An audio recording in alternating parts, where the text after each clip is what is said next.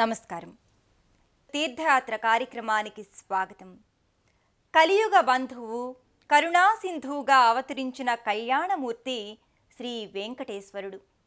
ఆశ్రిత జన భక్త మందారుడైన ఆ స్వామి జగద్రక్షకుడిగా ఎన్నో ప్రదేశాలలో, ఎన్నో రూపాలలో, ఎన్నో క్షేత్రాలలో కొలువుదీరాడు. అఖిలాండ కోటి బ్రహ్మాండ నాయకుడిగా, ఆపద మొక్కులవాడిగా, ఆద్యంతరహితుడిగా లక్ష్మీపతి వర్ధిల్లుతున్నాడు. దివ్యంగా, భవ్యంగా భక్తుల సంకటాల్ని హరింపజేస్తున్నాడు. అతల వితల సుతల తలాతల రసాతల మహాతల పాతాళ లోకాలను ఏలే ఈ ఏడుకొండల స్వామి తన భక్తుల చింతలను తొలగించటానికి శ్రీ చింతల వెంకటరమణ స్వామిగా దివి నుంచి భువికి దిగివచ్చాడు. ఆ పరంపరలోనే స్వప్న సాక్షాత్కారమైన శ్రీ చింతల వెంకటరమణ స్వామి ఆలయమిది. అనంతపురం జిల్లా తాడిపత్రిలోని ఈ క్షేత్ర విశేషాలు నేటి తీర్థయాత్రలో తెలుసుకుందాం. మహిమాన్వితమైన కలియుగ వైకుంఠంగా విఖ్యాతి పొందిన విశిష్ట చారిత్రక ఆధ్యాత్మిక ధామం ఈ తాడిపత్రి శ్రీ చింతల వెంకటరమణ స్వామి ఆలయం. పెన్నా నదికి సమీపాన ఉన్న ఈ క్షేత్రాన్ని 1509, 1530 సంవత్సరాల మధ్యకాలంలో తాడిపత్రి ప్రాంతాలకు పాలకుడిగా ఉన్న రామలింగనాయుడి కుమారుడు తిమ్మనాయకుడు నిర్మించినట్లు చారిత్రక ఐతిహ్యం. రమణీయమైన ప్రకృతి సౌందర్యం నేపథ్యంగా అలరారే ఈ క్షేత్రం భక్తుల్ని విశేషంగా ఆకర్షిస్తోంది. ద్రావిడ పాంచరాత్ర ఆగమ సంప్రదాయాలతో, విమాన శిఖర కలశాలతో జీవకళ ఉట్టిపడే శిల్ప వైదుష్యం కలిగిన ఈ చింతల వెంకటరమణ స్వామి ఆలయం ఓ మనోహర దివ్యక్షేత్రంగా పరిఢవిల్లుతోంది. వెంకటాద్రి సమం స్థానం బ్రహ్మాండే నాస్తి కించన, వెంకటేశ సమో దేవో న భూతో న భవిష్యతి. వెంకటాద్రికి సాటిరాగల పరమ పవిత్ర ప్రదేశం కానీ, వెంకటేశ్వరునికి దీటైన దైవం కానీ భూత భవిష్యత్ కాలాలలో ఉండవనేవి ఈ వేదోక్తి అర్థం. అటువంటి ఆ వెంకటేశ్వర స్వామిని మనస, వాచ, కర్మణ భగవద్దర్శనాకాంక్షులై దర్శించే ఆధునిక తీర్థస్థలి తాడిపత్రి.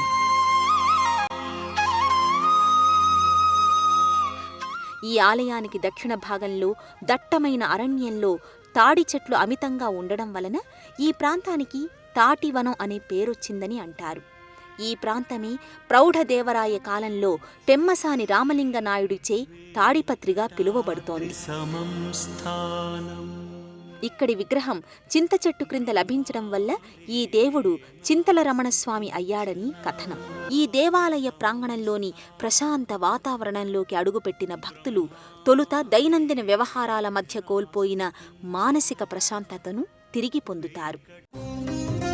శ్రీ చింతల వెంకటరమణ స్వామి క్షేత్రానికి సంబంధించి ఓ ఆసక్తికరమైన కథనం ప్రచారంలో ఉంది. శ్రీకృష్ణ దేవరాయల ఆస్థానంలో పెమ్మసాని రామలింగ నాయకుని కుమారుడైన తిమ్మనాయకుడు తాడిపత్రి మండలాధీశ్వరునిగా తన పాలనా సంస్కరణలు ప్రవేశపెట్టి పరిపాలనను పటిష్టం చేస్తుండేవాడు. ఒకరోజు ఇప్పుడున్న ఈ ఆలయం స్థలంలో ఒక చింత చెట్టు భీకర శబ్దంతో పేలి ఆ చెట్టు నుండి గండు విష్ణుశిల ఒకటి ఉవ్వెత్తున లేచి నిలబడిందట. ఒకనాటి రాత్రి శ్రీ వెంకటేశ్వర స్వామి తిమ్మనాయకుని కలలో కనిపించి ఈ స్థలంలోనే తనకు ఆలయాన్ని నిర్మించమని ఆదేశించాడట. హంపికెళ్లిన తిమ్మనాయకుడు స్వామివారి ఆదేశానుసారం శ్రీకృష్ణదేవరాయల అనుమతి పొంది ఈ ఆలయ నిర్మాణం కావించాడని ఐతిహ్యం. శిల్ప కళలతో ఆ చంద్ర తారార్కమై విరాజిల్లుతున్న ఈ ఆలయ గర్భాలయంలోని శ్రీ చింతల వెంకటరమణ స్వామి ముగ్ధ మనోహర స్వరూపుడిగా కనులు కదల్చలేని, చూపులు మరల్చలేని సుందరాకృతిలో భక్తులకు నేత్రోత్సవాన్ని కలిగిస్తున్నాడు.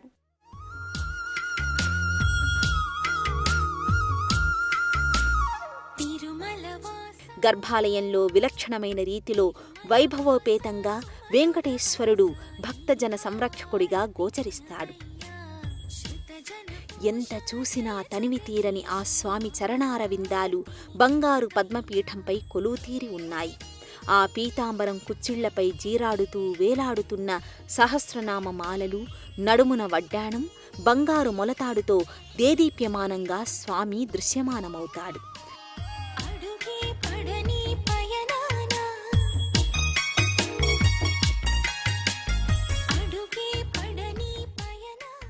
వక్షస్థలంపై ఆసీనురాలై అనుగ్రహిస్తున్న ప్యూహలక్ష్మి, శ్రీదేవి, భూదేవి పతకాల హారాలు, కంఠమాలలు, బంగారు యజ్ఞోపవీతం, చేతులకు నాగాభరణాలు, ఆపైన భుజకీర్తులు, భక్తులకు అభయమొసంగే శంఖుచక్రాలు, నల్లని మోము, చెరగని తరగని మందహాసం, భక్తులను కటాక్షిస్తూ అరవిరిసిన కమల నయనాలు, శిరస్సుపై అమరి ఉన్న నవరత్నాల మకుటరాజం, ఆపై బంగారు తోరణం.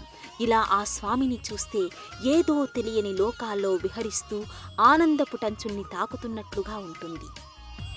మనోహరమైన అతి పురాతనమైన ఈ దివ్యక్షేత్రం పలు ఉపాలయాల సమాహారంగా పరిఢవిల్లుతోంది. వివిధ దేవీ దేవతలు కొలువుదీరిన ఈ ధామం భూలోక వైకుంఠంగా కనిపిస్తుంటుంది. ఆలయ ప్రదక్షిణ మార్గంలో ఉన్న శ్రీ లక్ష్మీ చెన్నకేశవ స్వామి మందిరానికి చేరుకుంటారు భక్తులు. గర్భాలయంలో రజతాభరణ సౌందర్యంతో స్వామి లక్ష్మీ సమేతుడై కొలువు తీరి ఉంటాడు. పట్టు వస్త్రాల్ని ధరించిన ఈ స్వామి భక్తులకు వ్యక్తరూపుడిగా మనోల్లాసాన్ని, నేత్రపర్వాన్ని కలిగిస్తాడు.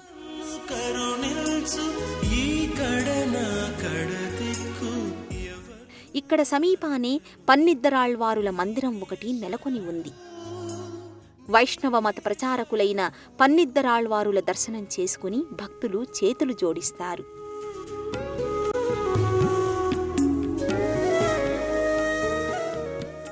ధ్వజస్తంభానికి సమీపానే ఉన్న తులసికోట దర్శనం చేసుకుంటారు భక్తులు. మరోవైపు ప్రదక్షిణ మార్గంలో ఉన్న శ్రీ ఆంజనేయస్వామి మందిరానికి చేరుకుని స్వామివారి హారతిని భక్తులు గైకుంటారు.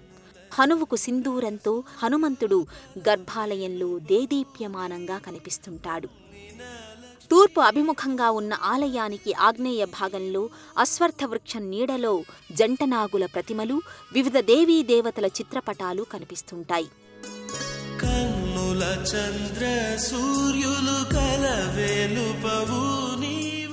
పరమేశ్వరుని ఆత్మశక్తి జగదంబిక దివ్యశక్తి కలగలిసిన మహాశక్తి తేజమైన శ్రీ సుబ్రహ్మణ్యేశ్వర ఆరాధన వంశవృద్ధికర సంతానాన్ని, ఆరోగ్యాన్ని ప్రసాదిస్తుంది. జితంతే పుండరీకాక్ష జితంతే విశ్వభావన సుబ్రహ్మణ్య నమస్తేస్తు మహాపురుష పూర్వజ అంటూ భక్తులు జంటనాగుల చుట్టూ భక్తి ప్రదక్షిణలు చేస్తారు. ప్రాచీన కాలం నుంచే ఆంధ్రదేశం శిల్ప కళలకు, చిత్రకళలకు, వాస్తు కళలకు, పుణ్యక్షేత్రాలకు నిలయమైంది. మన ప్రాచీనుల ఔన్నత్యాన్ని తెలుసుకోవడానికి నేడు మనకు ఉన్న దేవస్థానాలు కూడా ఒక సాధనంగా ఉపకరిస్తున్నాయి. శిల్ప కళల కాణాచి అయిన ఈ తాడిపత్రి ఆలయ కుడ్యాలపై భారత, రామాయణ గాథలను ప్రతిబింబించే శిల్పాలు చెక్కడం విశేషం. కఠిన పాషాణ శిలలు సైతం శిల్పుల చేతుల్లో మైనపు ముద్దల్లా ఒదిగిన వైనం విస్మయానందానికి లోను చేస్తుంది. విజయనగర రాజుల శిల్పకళా సంపద నేటికి సజీవంగా నిలిచి ఉన్నందుకు ఈ దేవాలయమే సాక్ష్యం. ఆ శిల్పకళా వైభవాన్ని వీక్షిద్దామా? ప్రధానాలయ ముఖమంటపంలోని స్తంభాలపై దేవతలు, జంతువులు, సింహాలను అధిరోహించిన భటుల శిల్పకళాకృతులు భక్తులను అబ్బురపరుస్తుంటాయి. స్తంభాలపై లతలు, స్త్రీ పురుషుల శిల్పకళాకృతులు కనువిందు చేస్తుంటాయి.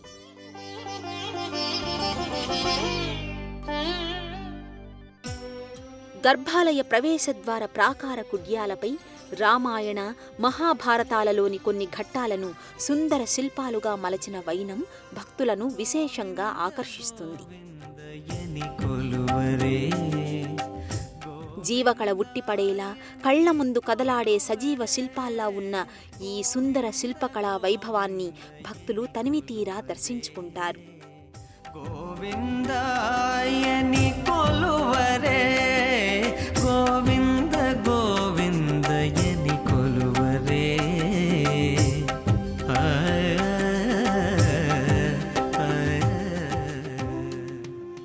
రాజగోపుర ప్రవేశ ద్వారానికి ఇరువైపులా ఈ ఆలయానికి సంబంధించిన శిలాశాసనాలు కనిపిస్తుంటాయి. ఈ ఆలయంలో శ్రీరామ నవమి, నృసింహ జయంతి, శ్రీకృష్ణాష్టమి వంటి వైష్ణవ సంబంధిత పర్వదినాలతో పాటు తొలి ఏకాదశి, ముక్కోటి ఏకాదశి పర్వదినాలను ఘనంగా నిర్వహిస్తారు. ప్రతి సంవత్సరం ఆశ్వీయుజ మాసం శుద్ధ అష్టమి నుంచి బహుళ విదియ వరకు స్వామివారి బ్రహ్మోత్సవాలు విశేషంగా జరుగుతాయి.